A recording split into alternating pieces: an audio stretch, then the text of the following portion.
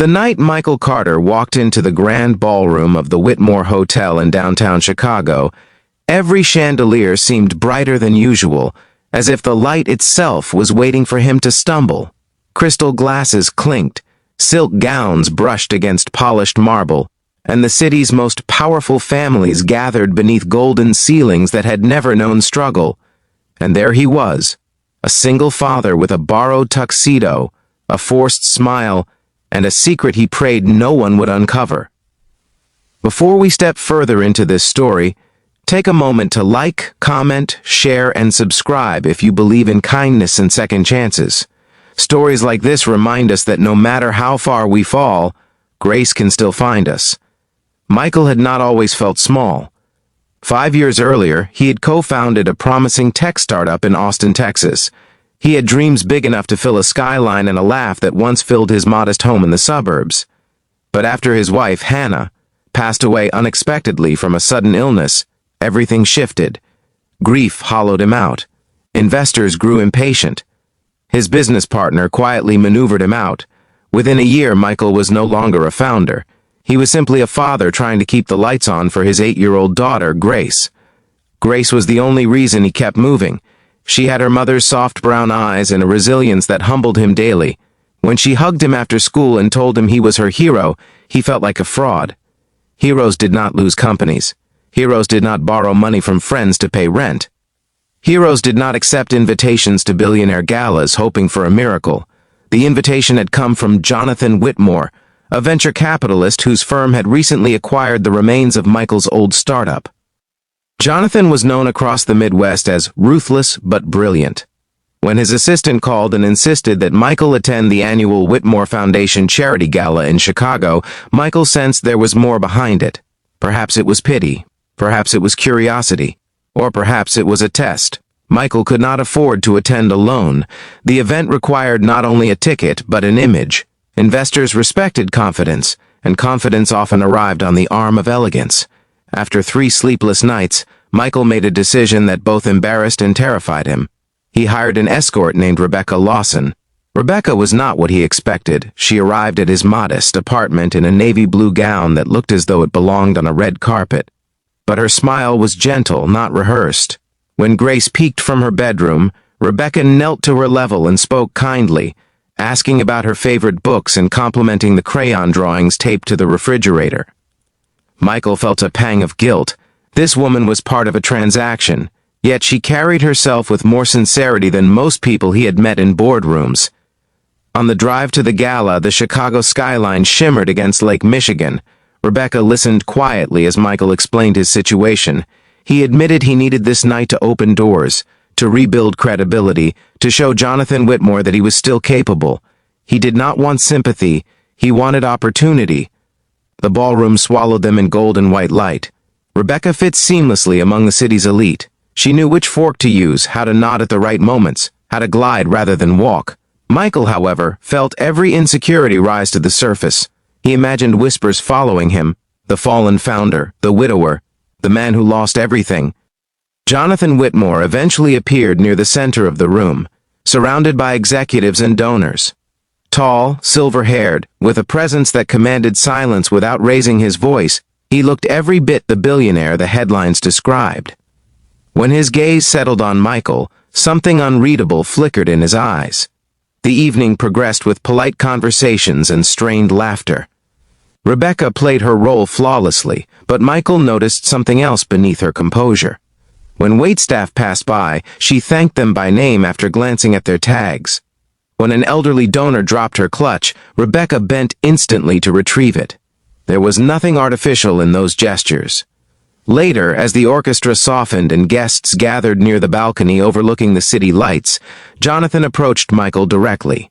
The room seemed to quiet, though perhaps it was only in Michael's mind.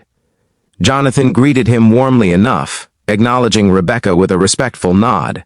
He spoke about resilience, about market shifts, about the brutality of entrepreneurship.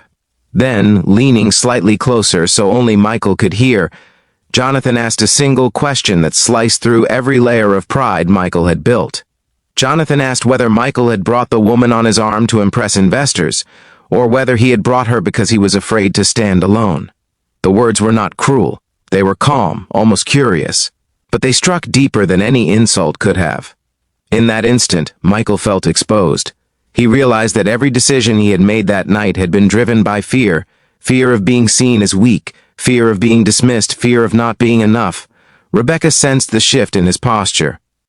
She did not know the exact question, but she saw the storm behind his eyes. And something unexpected happened.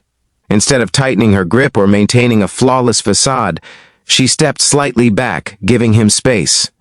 It was a subtle act, but it spoke volumes. She was not there to shield him. She was there because he had asked for company, nothing more. Michael took a breath. He thought of Grace waiting at home with a neighbor. He thought of the drawings on the refrigerator. He thought of how she saw him, not as a failed entrepreneur, but as a father who read bedtime stories and fixed broken toys. For the first time that evening, he answered honestly. He admitted that he had been afraid of judgment, afraid of standing alone in a room full of power. But he also acknowledged that fear had shaped too many of his recent choices. He explained that losing his wife and his company had left him grasping for control, for image, for validation. Jonathan listened without interruption. The billionaire's expression softened in a way few ever saw. He confessed that he had once stood in a similar ballroom decades earlier, terrified that someone would discover he was bluffing his way through wealth he did not yet have. He revealed that character, not confidence, was what ultimately built his empire. As the conversation ended, Jonathan turned his attention briefly to Rebecca. He thanked her for her kindness to the staff, noting that true class reveals itself in small interactions. Rebecca looked surprised, perhaps unused to being acknowledged for anything beyond appearance. The night concluded without any dramatic announcements. No checks were signed on the spot. No public endorsements were made. Michael and Rebecca left quietly, stepping into the cool Chicago air beneath a sky dusted with stars. In the car, silence filled the space between them. But it was not uncomfortable. It was reflective. Michael realized that the most important moment of the evening had not been networking or appearances. It had been that whisper. That question had forced him to confront the truth he had avoided for years. The following week, Jonathan's office called. Instead of offering a pity investment, Jonathan invited Michael to lead a new social impact tech initiative under the Whitmore Foundation, a project aimed at supporting single parents launching small businesses. Jonathan believed Michael's lived experience, his failures, and his resilience were exactly what the initiative needed. Michael accepted, but this time without pretense. He did not hire an escort for the announcement meeting. He brought Grace instead. She sat in a corner with coloring books while he discussed strategy and outreach. Jonathan noticed the way Michael's eyes softened when he glanced at his daughter. That, more than any pitch deck, sealed his confidence. Rebecca's story did not end at the ballroom either. A week after the gala, Michael contacted her, not for another event, but to thank her. He learned that she had been putting herself through nursing school, using escort work to pay tuition after aging out of foster care. With the connections Michael now had, he helped secure her a scholarship through the Foundation's education program. She no longer needed to rent elegance for survival. Months later, the Whitmore Initiative launched across Illinois, providing micro-grants and mentorship to hundreds of single parents. Michael stood on a small stage during the opening event, Grace holding his hand. He spoke about loss, about pride, about the danger of hiding behind appearances. He spoke about the courage it takes to stand alone and the grace that comes when you finally do.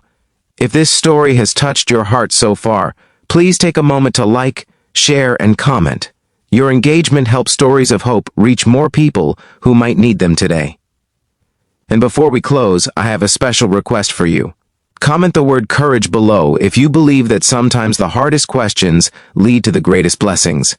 Michael often thought back to that night in Chicago. The chandeliers, the whispers, the question that changed everything. He realized that success had never been about looking strong in a crowded room.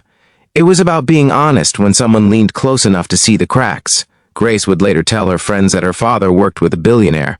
But Michael knew the truth was far simpler.